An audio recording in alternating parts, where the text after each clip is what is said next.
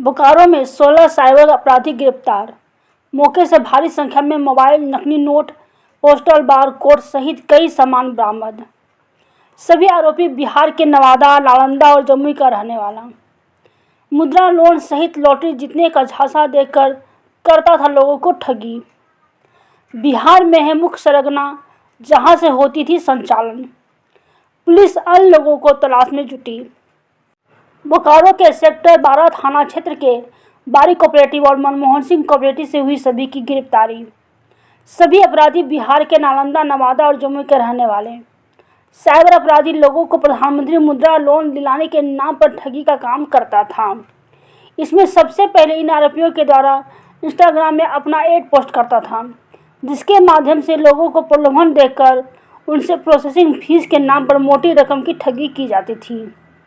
साथ ही साथ ऑनलाइन खरीदारी करने वाले लोगों का डाटा प्राप्त कर ये लोग उन्हें लॉटरी जीतने का झांसा देते हुए उनके पते पर कोरियर के माध्यम से विनर लेटर एवं कूपन भेजता था, जिसमें अंकित हेल्पलाइन नंबर एवं कूपन में स्क्रैच करने पर बारकोड अंकित मिलता था।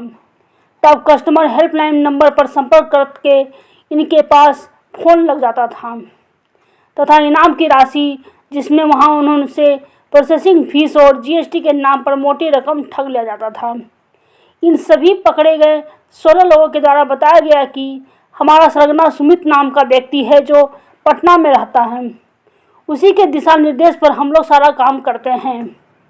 बोकारो के सिटी डीएसपी कुलदीप कुमार ने कहा कि यह अंतर प्रांतीय गिरोह है जहां बिहार से पूरा संचालन होता था। इन लोगों के पास से विभिन्न कंपनियों के 45 mobile phone, 13 piece spare SIM card, 1320 coupon card, 3000 piece winner letter सहित कुछ 100, 50, 200 के 15 पीस नकली नोट सहित रबर स्टैम्प एवं मुहर पेड के साथ अन्य सामान को पुलिस ने बरामद किया। बोकारो से राकेश कुमार सिंह की रिपोर्ट।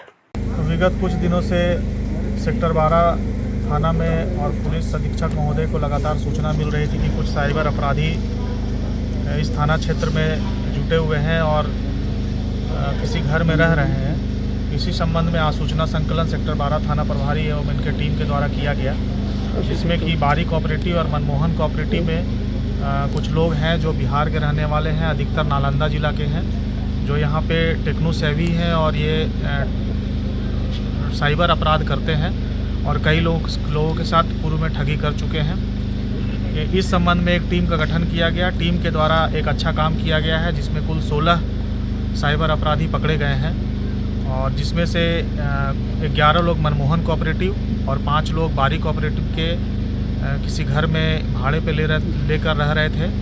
और इन लोग बीच बीच में 2-3 महीना 4 महीना में ही अपना रूम चेंज कर देते थे और अपने आप को कोरियर सर्विस वाले या किसी मेडिकल रिप्रेजेंटेटिव का काम करने वाले कहकर रूम रेंट पे लेते थे और वहाँ रहते। प्रकार के अपराध यहाँ पे किए जा रहे थे, जैसे कि इंस्टाग्राम या फेसबुक में ऐड डालकर लोगों को ठगी करना कि मुद्रा लोन हम लोग देते हैं, और मुद्रा लोन में अगर किसी प्रकार का वो एप्लीकेशन उसमें भरवाते हैं और उससे वो OTP प्राप्त करके या किसी प्रकार का जानकारी प्राप्त करके उनसे पैसा ठगी करते हैं।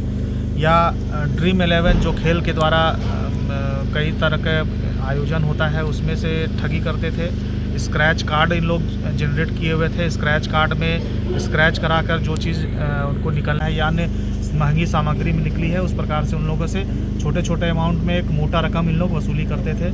इस प्रकार से कई सारे ठगी करने के लोग उपाय किए हुए हैं, जिन पे बहुत सारे चीज़ों का हम लोग जब्ती किए हैं। और कुछ नकली नोट जो लगभग करीब 8,000 रुपये है, जो बिल्कुल हूबहू असली नोट की तरह दिख रहे हैं और इसका उपयोग इन लोग कहीं किसी व्यक्ति को पैसा देकर उन लोगों से काम निकलवाने के लिए भी करते थे। तो ये इसका और नेटवर्क है क्या? इन लोगों का नेटवर्क अभी इन लोग कुछ बताए हैं। कुछ लोग बिहार में भी बैठे हुए हैं जो इन लोगों से यहाँ पे काम करवाते थे और इन लोग कमीशन यहाँ पे लेते थे, और कुछ रकम बिहार में भी अन्य ज़िलों में जो कि बैठे हुए हैं और वहाँ पर भी इन लोग पैसा ट्रांसफ़र किए हैं। बोकारो के अन्य क्षेत्र में भी सूचना मिल रही है कि कुछ लोग हैं, लेकिन उन लोगों की पहचान अभी स्पष्ट नहीं हुई है, लेकिन टीम अभी भी कार्य कर रही है और उसमें हम लोग आगे भी कुछ सफलता हासिल करने की उम्मीद में है। लग रहा है कितने लोग और कितनी राशि की ठगी की गई है इनके द्वारा?